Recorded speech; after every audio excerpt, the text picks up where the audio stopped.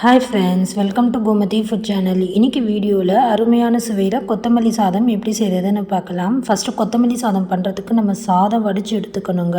1 class அளவுக்கு நான் இன்றைக்கி செய்ய போகிறேன் இந்த கொத்தமல்லி சாதம்.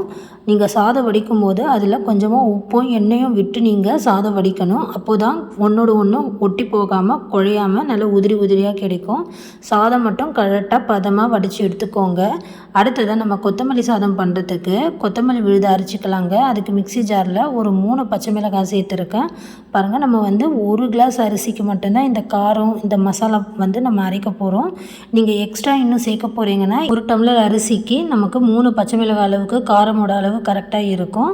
நீங்கள் எவ்வளோ எடுக்கிறீங்களோ அதுக்கேற்ற மாதிரி நீங்கள் பச்சை மிளகாய் கூட்டி குறைச்சி சேர்த்துக்கோங்க. இது கூட ஒரு 2 துண்டு இஞ்சி, ஒரு 5-6 பல்லு பூண்டு சேர்த்துருக்கேன். ஒரு கைப்பிடி அளவுக்கு நல்ல ஃப்ரெஷ்ஷான கொத்தமல்லி சேர்த்துக்கோங்க. அடியில் இருக்கிற காம்பை விட்டுட்டு கொஞ்சம் நைஸாக இருக்கிற காம்பையும் சேர்த்து அரைச்சிக்கோங்க. அரைக்கும்போது கொஞ்சமாக தண்ணி விட்டு அரைச்சிக்கோங்க. பாருங்கள், ரொம்பவும் நைஸாக அரைக்கக்கூடாது, கொஞ்சம் கொரகொரப்பாகவே அரைச்சி எடுத்துக்கோங்க. இந்த அளவுக்கு இருந்தால் கரெக்டாக இருக்கும். இப்போது இந்த கொத்தமல்லி விழுது நம்ம வதக்கிக்கலாங்க. இதோட பச்சை வாசனை போகிற வரைக்கும் நம்ம எண்ணெயில் வதக்கணும். ஃப்ரெஷ்ஷாக நம்ம பச்சையாகவே அரைச்சிருக்கோம். இப்போ இதை நம்ம வதக்கிக்கலாம். கடாயில் ஒரு 4 டேபிள் ஸ்பூன் அளவுக்கு எண்ணெய் சேர்த்துருக்கேன். ஒரு 1/2 ஸ்பூன் அளவுக்கு கடுகு, 1/2 ஸ்பூன் உளுந்து சேர்த்துக்கோங்க. கூட 1 ஸ்பூன் அளவுக்கு கடலைப்பருப்பு, ஒரு 2 வரமிளகாய் சேர்த்துட்டு ஒரு பெரிய வெங்காயம் மீடியம் சைஸில் நல்லா நைஸாக கட் பண்ணி சேர்த்துக்கோங்க. கூட கொஞ்சமாக கருவேப்பிலை, ஒரு 1/4 ஸ்பூன் அளவுக்கு பெருங்காயத்தூள் சேர்த்துட்டு கண்ணாடி பதம் வர வரைக்கும் வெங்காயம் நல்லா வதக்கி விட்டுக்கோங்க. இது கூடவே நீங்கள் வதக்கும்போது வேர்க்கடலை, முந்திரி பருப்பு இதெல்லாம் சேர்த்து கூட நீங்கள் வதக்கிக்கலாங்க. நார்மலாக யூஸ்வலாக வீட்டில் இருக்கக்கூடிய நம்ம சிம்பிளாக இன்றைக்கி ரொம்ப ஈஸியாக இந்த கொத்தமல்லி சாதம் செய்கிறோம். பாருங்கள், ஓரளவுக்கு இந்த மாதிரி நல்ல வெங்காயம் கண்ணாடி போல் வதங்கிடுச்சு. இப்போ நம்ம அரைச்ச கொத்தமல்லி விழுது சேர்த்துக்கலாம்.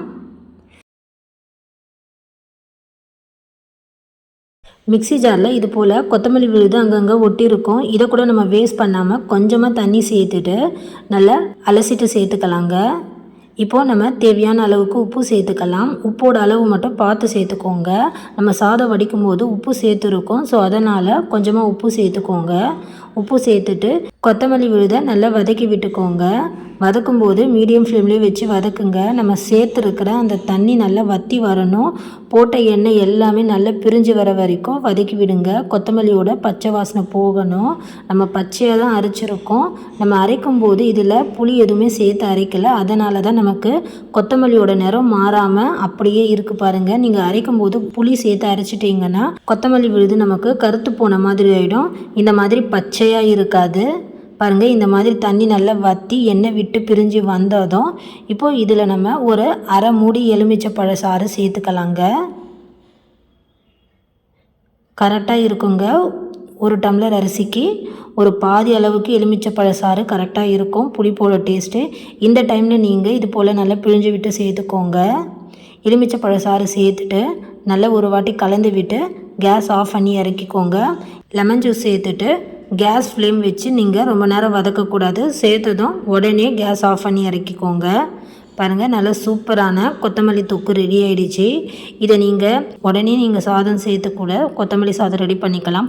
அப்படி இல்லைன்னா இது போல் கொஞ்சம் அதிகமாக நீங்கள் செஞ்சு ஸ்டோர் பண்ணி வச்சுக்கலாம். ஃப்ரிட்ஜில் 1 வீக் வரைக்கும் நீங்கள் இதை வேணுங்கிற டைமில் எடுத்து நீங்கள் டக்குன்னு சாதம் போட்டு கலந்து நீங்கள் உடனே லஞ்ச் பாக்ஸுக்கு ப்ரிப்பேர் பண்ணி கொடுக்கலாம். ரொம்ப யூஸ்ஃபுல்லாக இருக்கும். இப்போ நம்ம சாதம் சேர்த்துட்டு நல்லா மிக்ஸ் பண்ணிக்கலாங்க.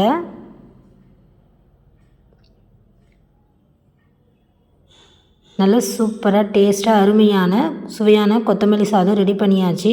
நான் சொன்ன மாதிரி இதே அளவுகளில் கண்டிப்பாக நீங்களும் ட்ரை பண்ணி பாருங்கள். ஒரு சூப்பரான வெரைட்டி ரைஸ்.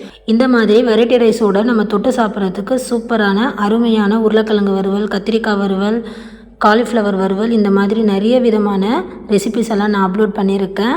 இந்த ரெசிபிஸோட வீடியோவோட லிங்க்கையும் நான் டிஸ்கிரிப்ஷன் பாக்ஸில் கொடுக்குறேன். குக்கரில் தக்காளி சாதம் குழையாமல் நல்ல உதிரி உதிரியாக அருமையாக டேஸ்ட்டாக எப்படி செய்கிறதுன்னு வீடியோ அப்லோட் பண்ணியிருக்கேன். லஞ்ச் பாக்ஸ்க்கு உங்களுக்கு ரொம்ப யூஸ்ஃபுல்லாக இருக்கும். இந்த வீடியோவோட லிங்க்கை எல்லாமே நான் டிஸ்கிரிப்ஷன் பாக்ஸில் கொடுக்குறேன். உங்களுக்கு தேவைப்பட்டால் மறக்காமல் செக் பண்ணி போய் பாருங்கள். வீடியோ பிடிச்சிருந்தால் லைக் பண்ணுங்கள், மற்றவங்களுக்கும் ஷேர் பண்ணுங்கள். மறக்காமல் கோமதி ஃபுட் சேனலை சப்ஸ்கிரைப் பண்ணிக்கோங்க. தேங்க்ஸ் ஃபார் வாட்சிங்.